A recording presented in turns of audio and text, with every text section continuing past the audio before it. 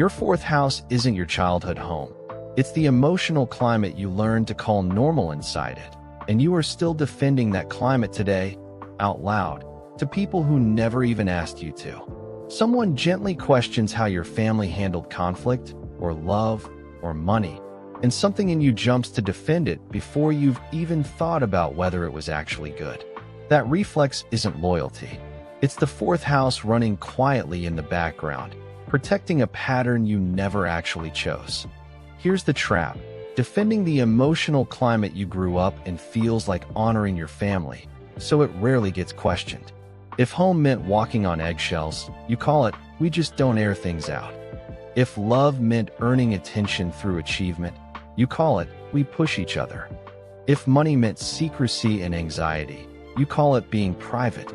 Every one of those labels protects the pattern from ever being examined, because examining it would mean admitting the climate you grew up in wasn't actually as fine as you've been insisting.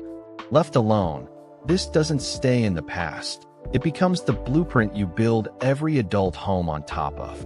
You pick partners who recreate the same emotional temperature, decorate the same tension into new walls, and call the familiar discomfort chemistry.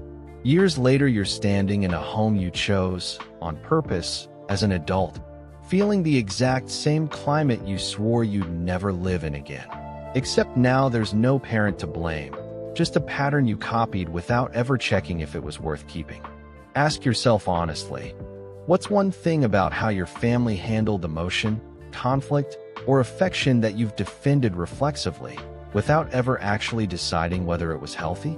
Not the version you'd say to your parents' faces, the real one, the one you only admit to yourself late at night when there's no one around to disappoint.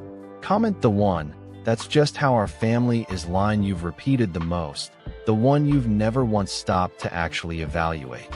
The shift starts with catching the defensive reflex itself.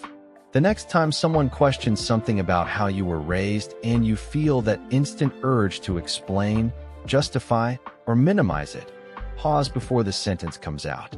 Ask one plain question first. Am I defending this because it was actually good, or because questioning it feels like betraying the people who raised me? Those are two completely different reasons, and only one of them is worth protecting. Then do the harder version. Describe your childhood home's actual emotional climate in one honest sentence to someone you trust, without the softening. Not, "We were just a close family," the real texture underneath it. This isn't betrayal. It's the only way to separate what you inherited from what you'd actually choose on purpose as an adult. If no one was watching and you weren't protecting anyone's feelings but your own. A woman I'll call Priya described her chaotic, loud childhood home as "That's just how we show love" for years, defending it every time a partner called it overwhelming, even losing friends over how fiercely she'd argue the point. In therapy, asked to describe the actual climate, not the label, she said one sentence out loud for the first time. "I was scared most nights," and called it passionate. She hadn't planned to say that.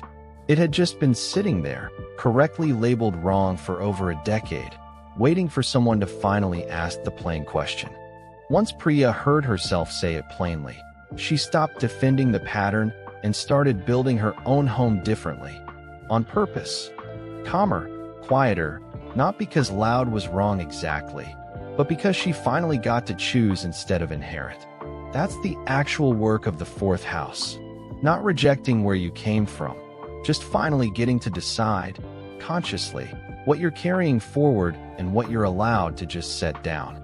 If you just recognized a family line you've been defending on autopilot, like this video. Comment the phrase you've used to defend your upbringing the most. You might be the only one who's never actually questioned it. This is Shadow Work, the series that names what your chart is actually protecting you from, not just what it predicts. Subscribe if today's episode made you look at home a little differently.